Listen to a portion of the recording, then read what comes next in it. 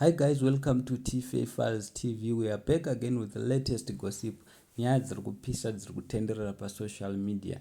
Platinum Prince achinyomba Winky D anyora kuti patinoita zvinhu panoitwa zvinhu iye anonyarara zvonnzi immaturity. Isiwo rega timboitawo maturity.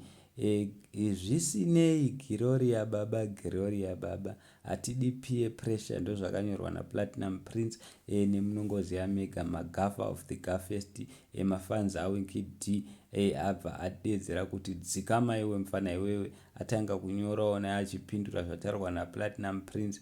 Mumwe munhu auya akati nyangwe wakataura kana wakasataura hauna basa kunge chaja yeandroid paiphone, gara pasi. Mumwe munhu akati sit down iwe. Mumwe munhu akati kwenyu kunyarara it's either kupera or kushaya data. Mumwe munhu akati chaiko musamutedzere imi tokukanganwai kuti maimboita nezvei. Mumwe munhu akati futsek iwe munhu ungaite 10 years ungori upcoming artist. Mumwe munhu akati he is right. Mumwe munhu akati bvumai kupera rasta. Mumwe munhu akauya akati this nigga is still alive, zvakaoma ndinofunga kuti akatofa. Mumwe munhu akati mufesi uyu handichatomuziye akapera asati atombotanga kurira. Mumwe munhu akati put some respect on Winky D's name period. Mumwe munhu akati this guy has been an upcoming artist kubva ndichiri grade 1. Mumwe munhu akati imagine sitting in your house celebrating another person's misfortune when they say don't let a person live rent free in your head. This is exactly what they meant. I'm sure Winky D is fine at home minding his business. After all, he still got paid.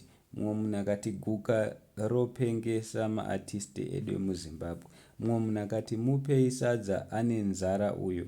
Mumwe munhu akati Platinum Prince ndiani ene handitombozivi kuti anoita nezvei. Mumwe munhu akati ndururwane nharo chete, kana wapera gara pasi. Mumwe munhu akati sandi kupera ikoko hatichamuzive. Mumwe munhu akati anoita nezveiko uyu. Mumwe munhu akati wakapera kare hako. Mumwe munhu akati hauna zera naye Winky D. Mumwe munhu akauya akati achangokunyararira futi iye Winky D wacho hapinduri zvinhu zvisina nebasa. Mumwe munhu akati ukanyarara tinobva tatokukanganwa, saka sezvo uchitaura kudai uri kutozama kuti tisakukanganwa. Mumwe munhu akauya akati pane kunyarara nekushaya zvekuimba, two different things. Mumwe munhu akati ndiani anonzi Platinum Prince, ikambani here kana kuti chii? Mumwe munhu akati saka uri dofo. Mumwe munhu akati don't whisper kana makapera.